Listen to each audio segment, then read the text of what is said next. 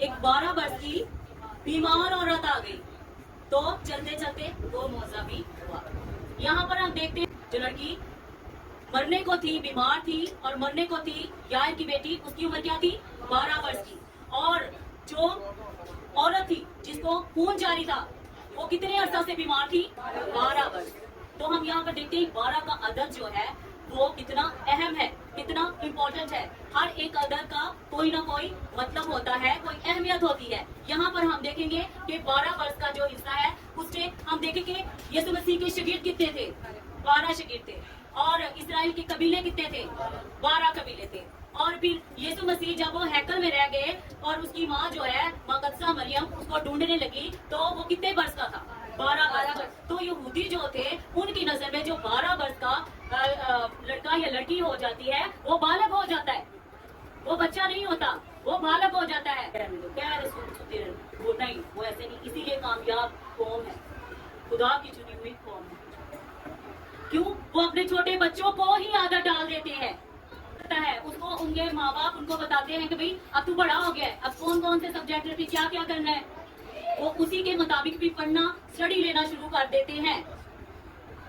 और हमें भी ऐसा ही करना है। हमारा वर्ष के जब हो जाते हैं, हमारे बच्चे हो जाते हैं, तो हमें ये नहीं कहना कि बस उसको सुता रहे तो बस ले बच्चा है, बच्चा बच्चा करके वो बच्चा जो उसकी आदत को हम बिगाड़ देते। लेकिन यीशु मसीह ने क्या कहा?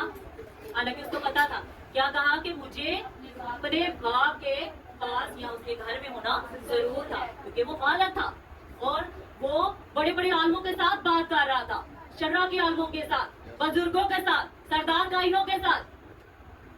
तो जिसके 12 बरस से बीमार और जिसके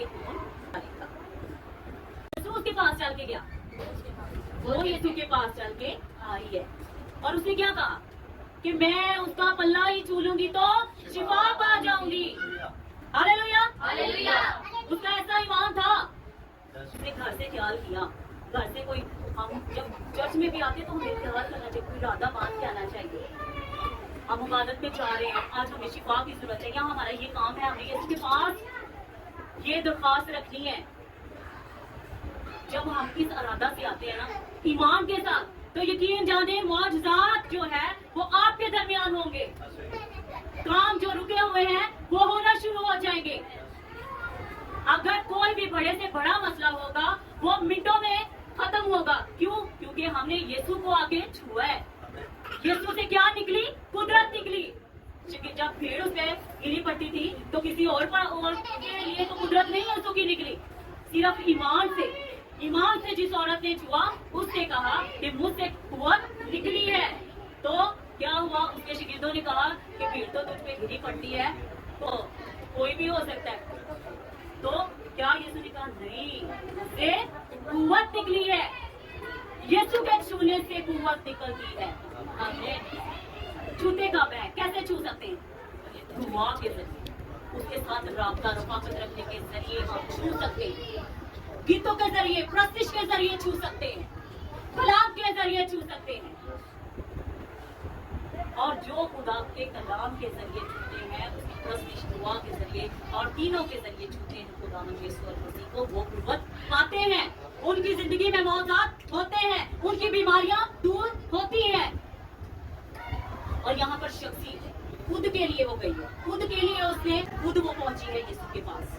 और एक तरफ देखें तो क्या है कि एक तरफ यीशु जा रहा है छूने के लिए, वो यार क्या कहता है वो शख्स कि तू छू ही ले तो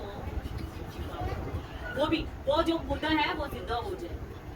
तो यीशु मसीह उसको छूने, हाथ रखने से वो शिफा पाए। तो वहां पर उसका बाप ने क्या कहा कि तू हाथ रखे